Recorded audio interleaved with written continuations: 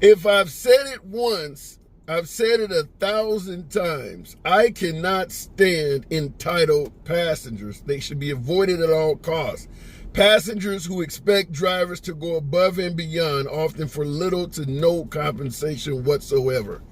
What up, folks? Once again, it is indeed your boy Tim with another ride sharing video. We're talking about entitled passengers, passengers that you wish never had got in your damn car.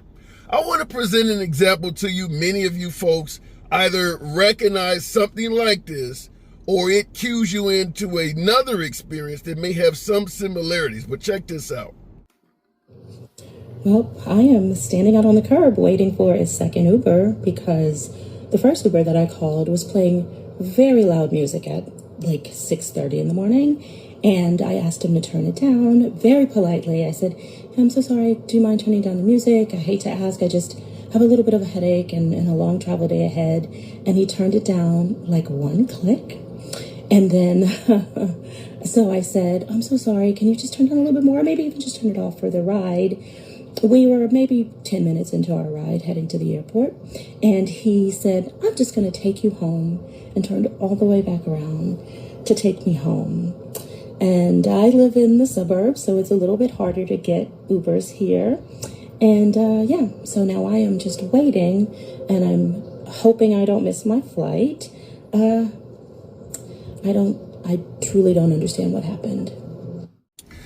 Took that bride all the way back home. She had to sit in the car while he decided to take her all the way back to her pickup location. What is really interesting about this is he really must have been pissed because the trip is canceled, so he's doing this all at his own expense. She's not going to have to pay any money.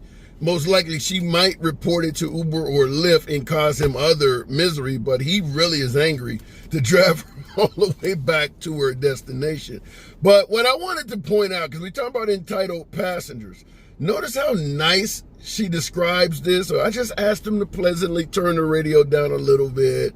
I asked him to do it again, and do you really think that she was that kind in that request, specifically when she asked him to do it a second time because he didn't do it enough the first time? My personal opinion, I could be wrong as hell, but my personal opinion is that she was nowhere near as nice to that driver as she is on this video. She probably either did not like the type of music he had on or something of that nature, and was probably a little bit more demanding in regards to him turning down the volume than she is right now in the video. I don't believe a driver is going to take you all the way back to your destination at a financial loss to himself if you are as pleasant as she was in the video. So my guess is she's kind of fabricating a little bit of the story. I would love to hear from that driver. She probably was, turn that shit down. Ain't nobody trying to hear that at 6 in the morning or something like that. Probably more likely than the way she sounds all sweet and kind in this video, because this driver lost money taking her all the way back, not to mention the lost wages he could have made by dropping her off and taking additional trips. She's saying a little bit more than what she's saying in there. Have you guys ever had a passenger get in your vehicle, want to fuck with the radio, turn it up, turn it down, didn't like what you were playing, something like that, and became forcefully verbal with it? Have you ever had anything like that? I believe this woman did something of that nature, but have you ever had that in your vehicle where something was playing, maybe their song came on the radio, and they suddenly either wanted you to turn it all the way up or reached over the damn seat and changed the radio themselves? I really am not a fan of having a passenger in my car that starts fucking with the controls. That is an absolute no-no. If you want the radio turned up, ask, politely if you want some air conditioning or something like that. But having passengers that start, screwing around with the controls, that's an absolute no-no. Let your boy know in the comments, because, yeah, that right there, hate to go all second grade Catholic school teacher on you, but I'll smack your damn hands for that. Don't reach and touch a damn thing while I'm driving the car. I mean, you get crazy folks that damn near want to open up your glove compartment or something to see what you got in there. So you gotta be diligent and firm with these folks. People get in your car and think it's their shit. But I want to bring this other one up to you because you probably my veteran drivers undoubtedly had somebody like this. This is an absolute no-no. In my opinion, this passenger is so damn entitled, I don't even want to arrive at the location to pick him up. Check this one out. This is on one of the sites I saw it on.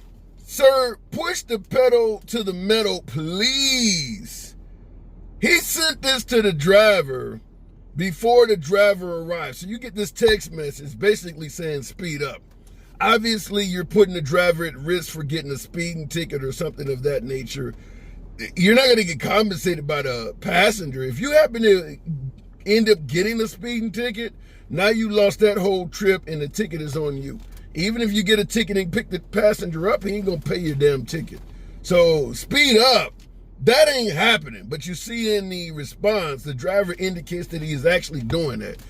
If he's already telling you what to do before he gets in the damn car, you can only imagine what's going to happen once he is in it. So that I'm not a fan of. I would have probably canceled the trip the moment somebody starts talking to me like that. You know, what's taking you so long? That type of shit. Because next thing you know, you're going to have them in your car and they're going to be telling you to do U-turns, get over on the shoulder. You ain't going right with the GPS. Look, you're paying the driver. These drivers are bringing home between $3 and $10 for these petty-ass trips. The last thing any driver wants is attitude. Talking to all my passengers that may be watching. Yeah, this right here should be an instant cancel. But what I want to cover before we wrap the video up is look at what Lyft has on the response that comes from the passengers. Lyft does not allow riders to offer bonuses. Report suspicious bonus offers. Fuck that. I ain't reporting shit. If the offer seems suspicious to me, I'll ignore it. But I'm not going to report somebody trying to offer me money to Lyft. There's no benefit to me on that. If you know if a bonus is, you know, too good to be true. You've heard of the phrase, if it sounds too good to be true, it probably is. Somebody offering you $100 to get there in 10 minutes, that's ridiculous. $5 or $10, sweeten the pot with, I'm going to take that all damn day. And I'm not reporting it to Uber or Lyft. Passengers do offer cash for certain things. Drivers don't get paid shit. So there's a huge incentive to pay attention to passengers offering you cash for any damn thing that comes down the pipe.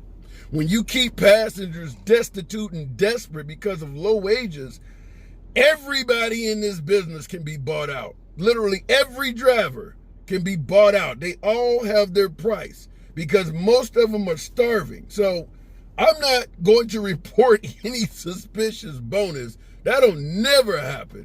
Have you ever received any bonus offers from your passengers before you even got to pick them up? Before you even arrived? Like this person, please speed up. $5 if you can get here in 10 minutes. Some shit like that. Have you ever received any bonus offers from your passengers? Let your boy know in the comments. As always, subscribe to the channel. Feel free to smash that like button. See you in the next video.